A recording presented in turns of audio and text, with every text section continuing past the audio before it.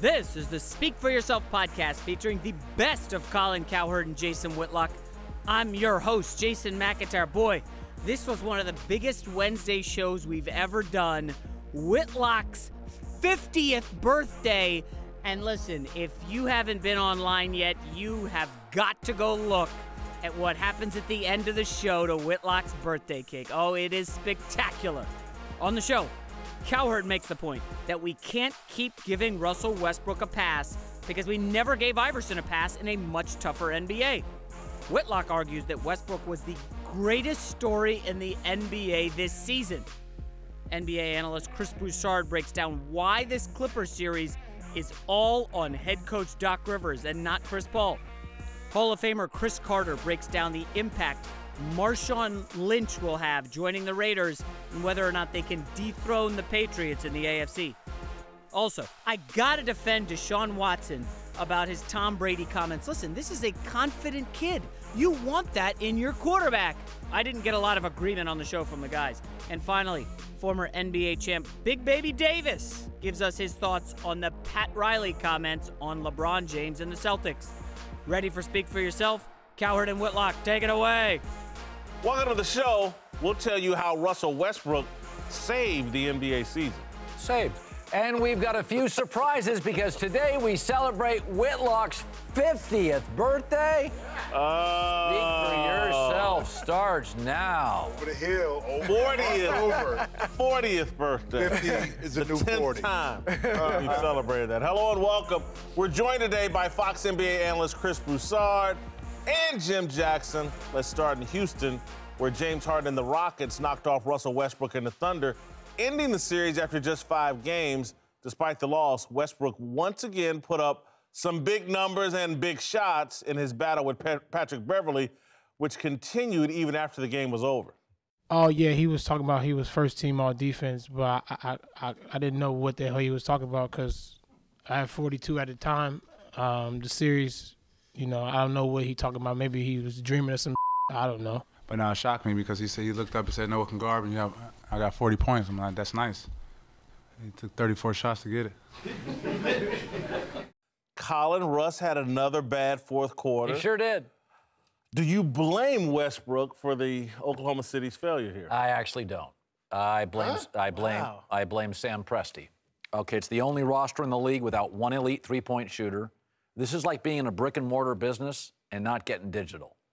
Okay, Cleveland's got 9 guys that can hit a 3. Golden State's got 6, Houston 5. They got 0.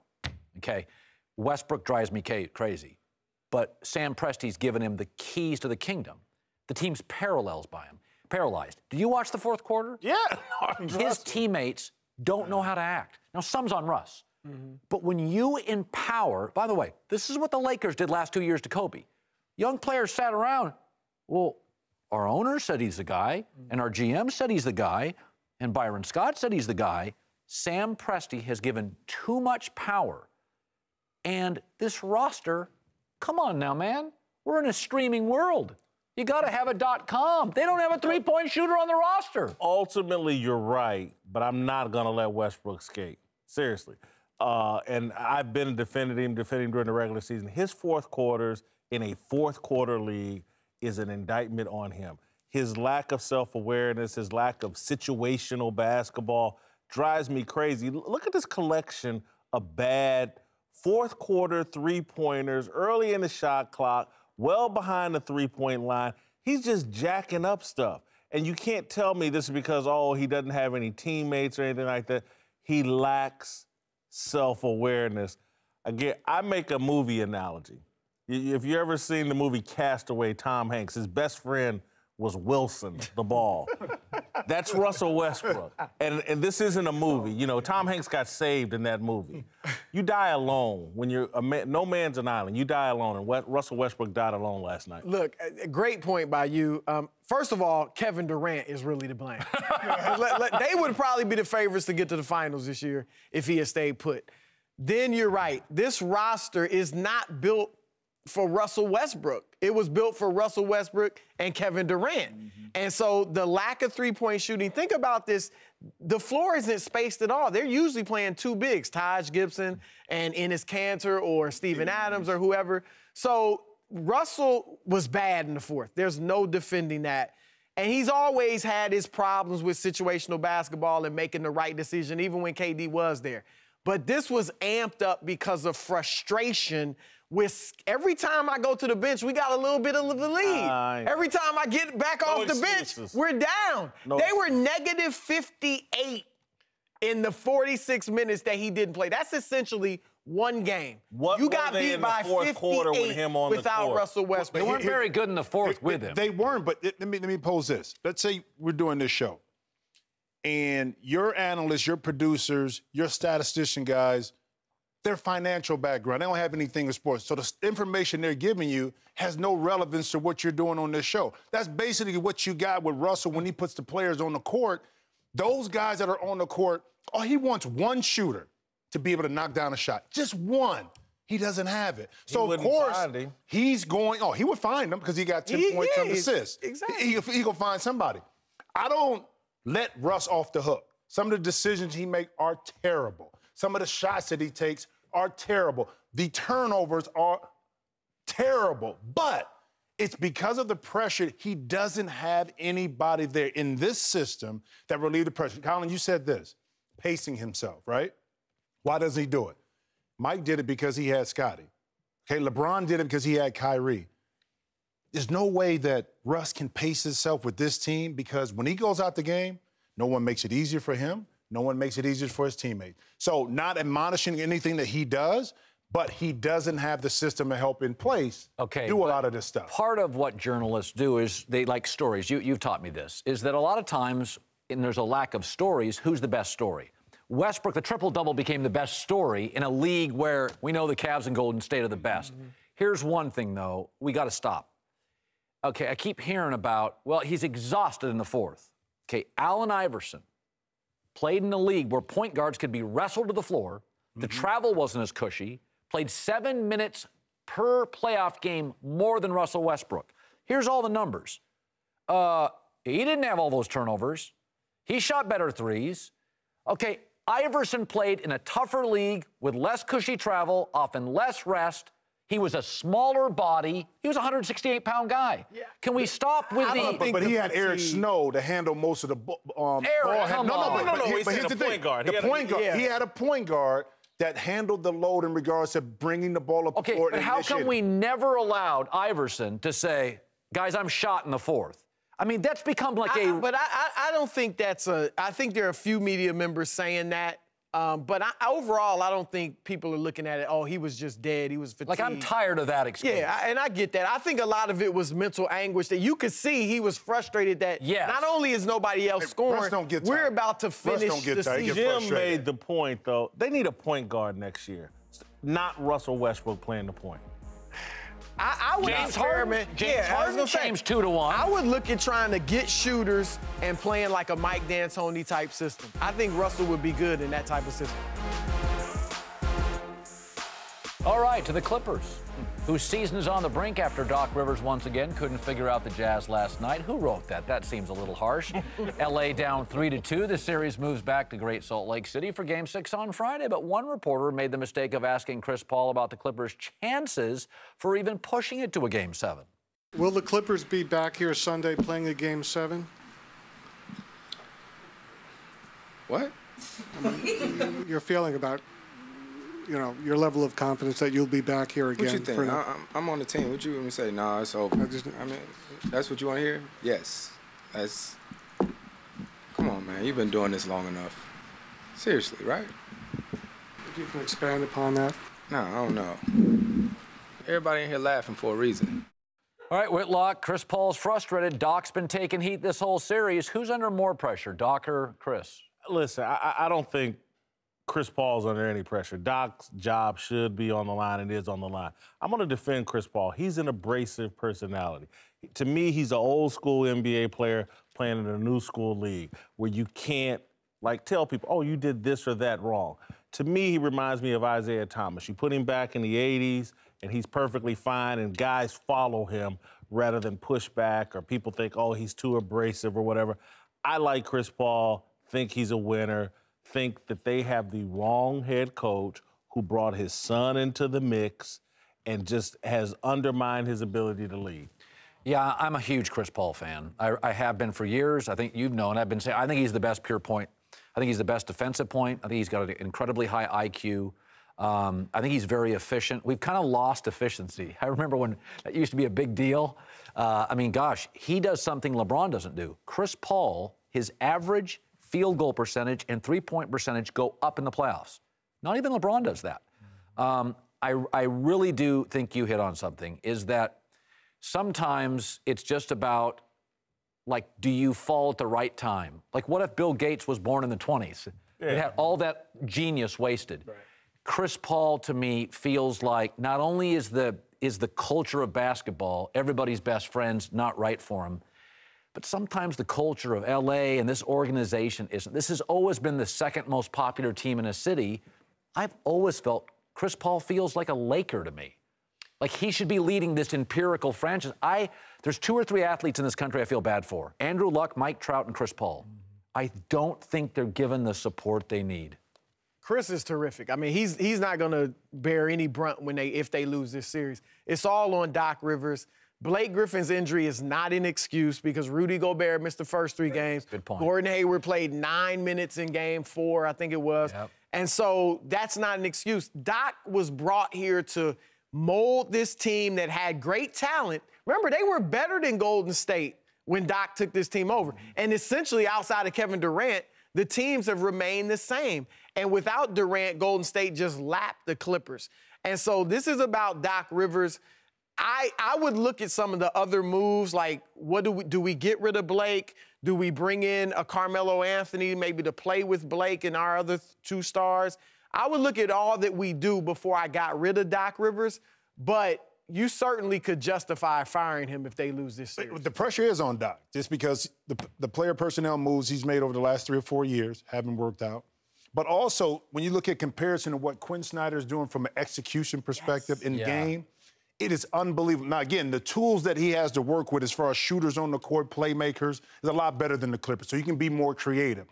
But in situational basketball, we're talking about in football all the time, when they need a big shot, the isolation of Joe Johnson on a smaller guy to get him in the middle of the court, the little things that's happening right now, the creativity is hedging towards Quinn Snyder. Now, Doc doesn't have the options that he has, but at the same time, it's almost like an elementary style of offense that they're running. It's so simplistic. It's easy to easy to guard. I mean, Utah, this is incredible. They have the 2nd lowest or lowest payroll in the league. I mean, Ingles was cut by Doc. Joe Johnson was on the Brooklyn scrap heap. Quinn Snyder had a coach in Russia. This is the redeemed team. I mean, this team has, if you looked at the rosters, you'd be like, oh, that's a sweep. I mean, this is incredible. Quinn Snyder is coaching his butt off. I don't know if this is fair or not to say, but to me, it's like Chris Paul had the right narrative on DeAndre Jordan. He's not good enough to win with. So why was Doc running after him in Dallas? I think Chris Paul had run him out of L.A., and Doc Rivers should have allowed that. I just don't see DeAndre Jordan. Again, you put him on Golden State, and all you got to do is rim protect and catch alley-oop dunks. You need to do more than that on most teams because you're not going to be surrounded by Klay Thompson and Steph Curry.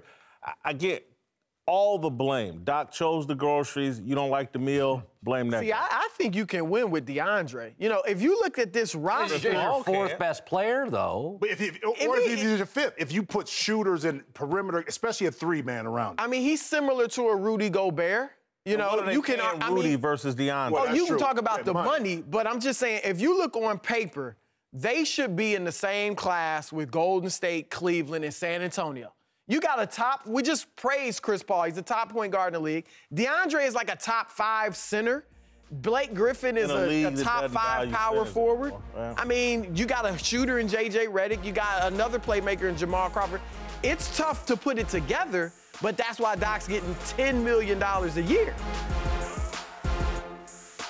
Welcome back. Hall of Famer Chris Carter, founder of TheBigLead.com, Jason McIntyre. Let's move to Oakland. Interesting move today. which is what Marshawn Lynch, he's moving to Oakland. Beast Mode agreed to a 2-year deal with the Raiders after Oakland and Seattle worked out a trade that'll send him to his hometown team.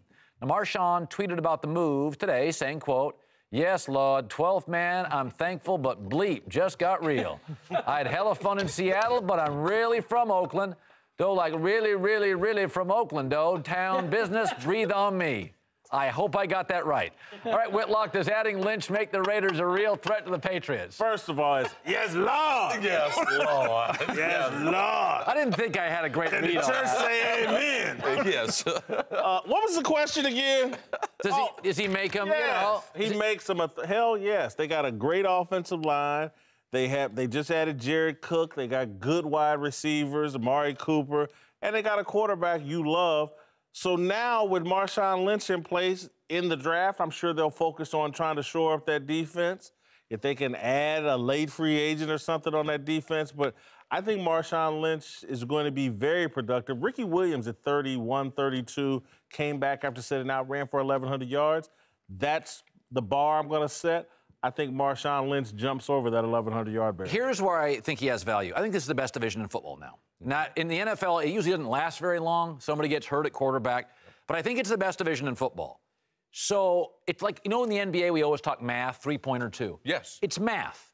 If he can get me a 7 instead of a 3 5 times next year in the red zone. Yes, absolutely. So I get a touchdown. He runs a guy over. Instead of a 3, in that division, that's winning 11, not 9. So I think in that division, you saw it last year. You're going to have Denver, KC, Oakland. As long as Andy stays in Kansas City, Carr's upright, and Elway's in Denver, these are 10, 11-win teams. If he can get into the red zone, he can get in the end zone a couple times, it's something. Yeah, it's something. They got a closer, right, in Marshawn Lynch. Derek Carr moves the ball down the field. They're a pass-first offense. Guys, this team could have competed with the Patriots last year in the postseason. Remember, Brady looked very old against that Houston defense in the first game. And, of course, 28-3 deficit in the Super Bowl. We know what happened there. But I believe the Raiders definitely are a threat to the Patriots. I don't think you even need 1,200 yards out of Marshawn Lynch. Murray only had 800 last year. Yeah, I think that we're in the 1,200, 1,100-yard range as far as Marshawn Lynch. Oh, wow. One thing that this does, too, I remember we got Randall Cunningham. Now, we didn't have great expectations before the 98 season. We had Brad Johnson, but early in the season, people forget Brad Johnson got hurt. Then that's when Randy Moss became Randy Moss because Brad Johnson could not reach Randy Moss. Randy Moss would not have had 17 touchdowns. We would have not have been 15-1 unless Brad Johnson gets hurt. No knock on Brad, but he couldn't do the things that Randall could do coming out of retirement. And what I saw was a player that's mind was totally free for the first time. I played with Randall earlier in Philadelphia with all the criticism, scrambling, all the things he went through. But when he went through the retirement, he came back a changed person. Now, Marshawn, we talk about the value, what he does in the red zone, first down.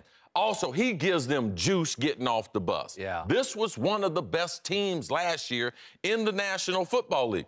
Now, that 11, 12-game playoff experience, it helps that team. What don't they have? Playoff experience. They just bought that today. So 26 points a game. Now you have some playoff experience. You have a guy who has a chip on his shoulder as large as the Bay Area. So for me, I think it's a great pickup. He's getting paid a great deal of money. And when he says, I'm an Oakland guy, I believe that that's going to carry him and keep the optics off of their move potentially to Las Vegas and conversating about the football team. Listen, this football team's about 2 people, Reggie McKenzie and Derek Carr. Nothing against Jack Del Rio. I think a lot of coaches can win with Reggie McKenzie and Derek Carr.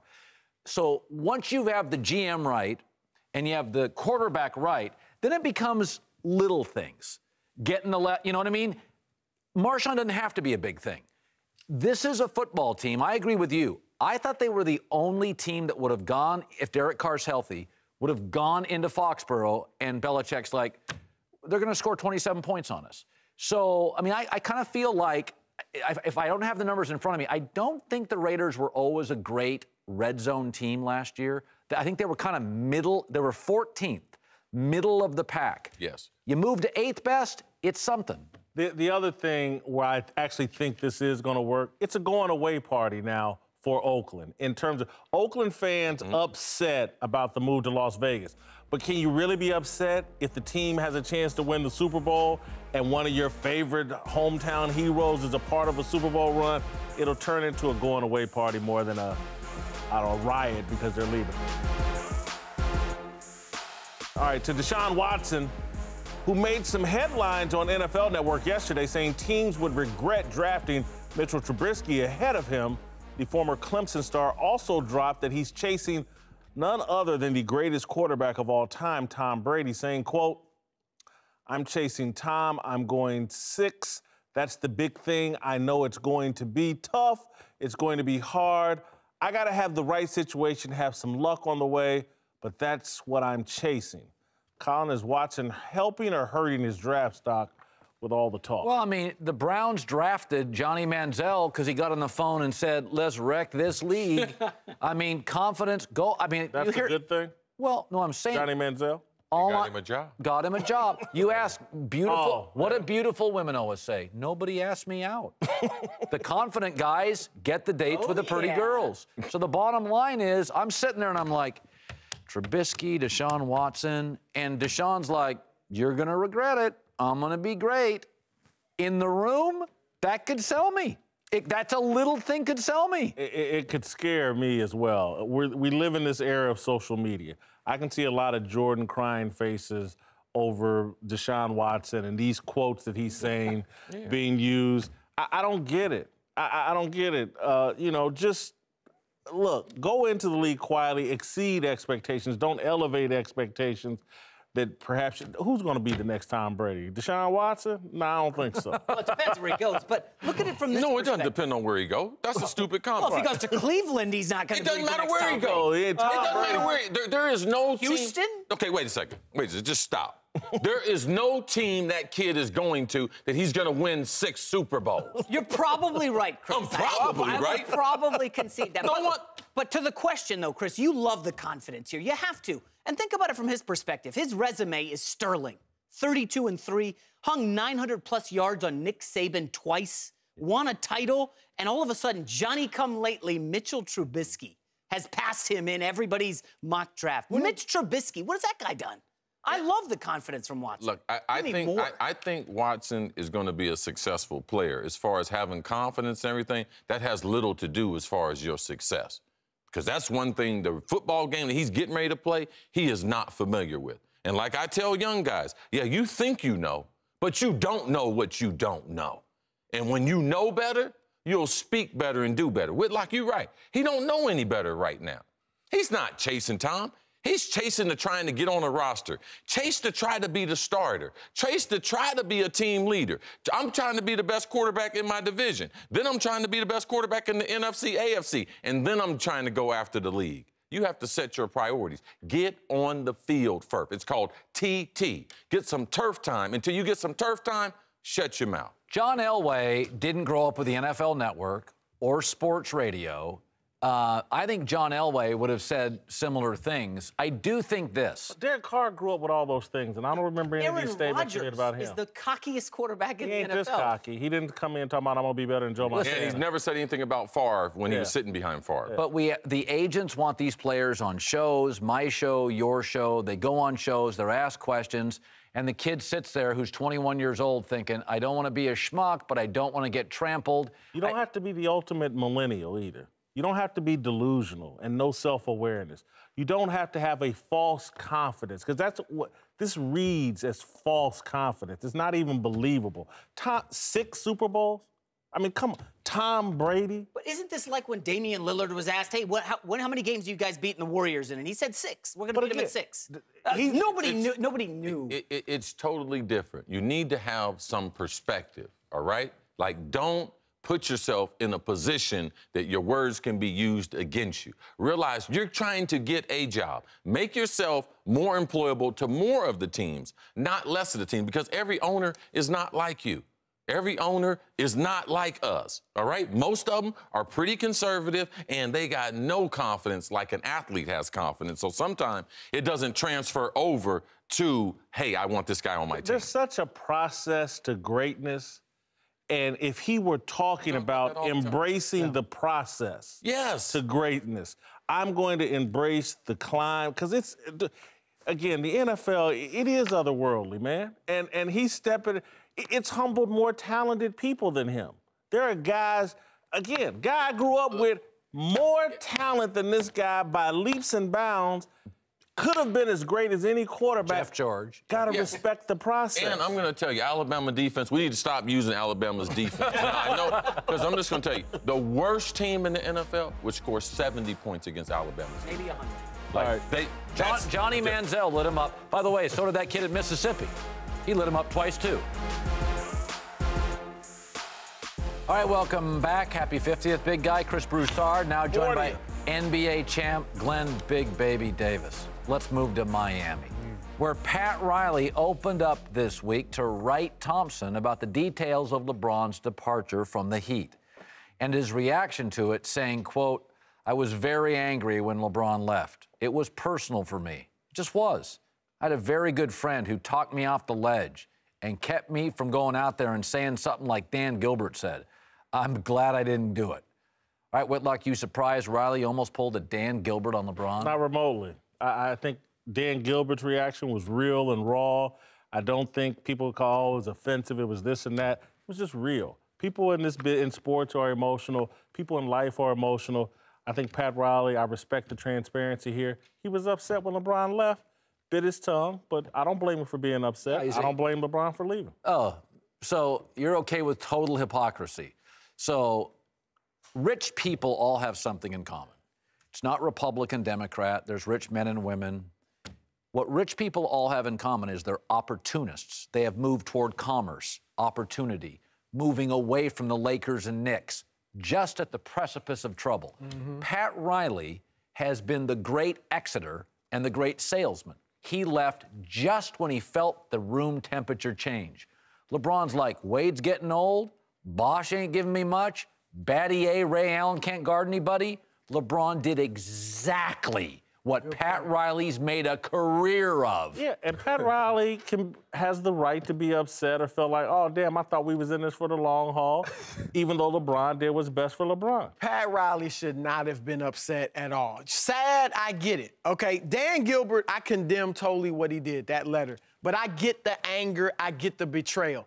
Pat Riley shouldn't have been angry. If Holly Berry if I'm single, and Holly Berry comes up to me and just, hey, Chris, let's hang out, let's hook up. If she leaves me after 4 years, I'm sad, but I'm also like, man, thanks for the 4 years. Like, I did nothing to get those 4 years. She just picked me. So, yeah, I'm sad, but I get it.